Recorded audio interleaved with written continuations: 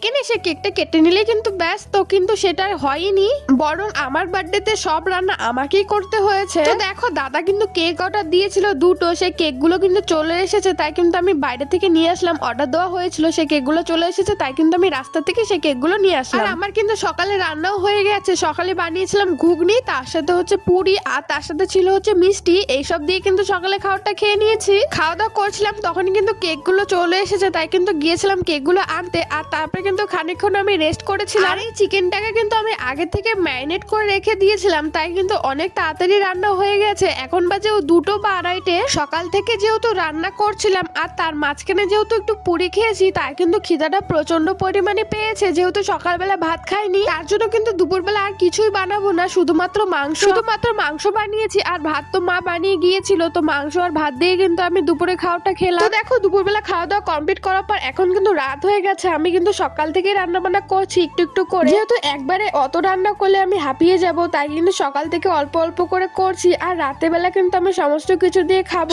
কিছু দিয়ে খাবো বলতে ফটো তুলবো। আর আমার তো বেশি প্রিয় হচ্ছে চিকেন, আমি কিন্তু চিকেন দিয়ে খাবো। আর এইসব কিন্তু সব বাড়ির লোকের জন্যই করছি। আর এই পনিরটা কিন্তু আমি আমার ঠাম্মার জন্য করছিলাম। প্রথমে দেখো পনিরগুলো কিন্তু কেটে নিয়েছি, তারপর কিন্তু ভেজে নিলাম। এরপর আলুগুলো মশলা দিয়ে কষিয়ে তারপর কিন্তু পনিরটা ওখানে আমি বানিয়ে নিলাম। পনির রান্না করার পাশাপাশি দেখো এদিকে কিন্তু আমি পায়েসটাও বসিয়ে দিয়েছি। আজকের পায়েসটা কিন্তু আমি খুবই সিম্পল ভাবে বানাবো। আর দেখো পনিরের কিন্তু তরকারি